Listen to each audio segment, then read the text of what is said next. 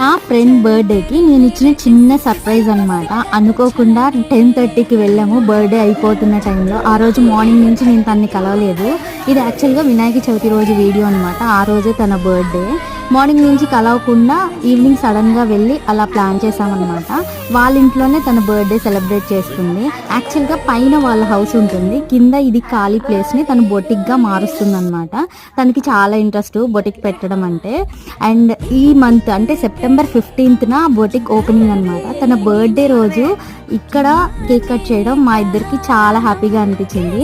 ఇంకోటి ఏంటంటే తను ఆ రోజు కట్ చేసిన ఫస్ట్ అండ్ లాస్ట్ కేక్ అదేనంట. నాకు భలే అనిపించింది అనమాట. ఇది కన్స్ట్రక్షన్ అయితే జరుగుతుంది. ఆ రోజు నేను ఫుల్ లెంత్ వీడియో పెడతాను.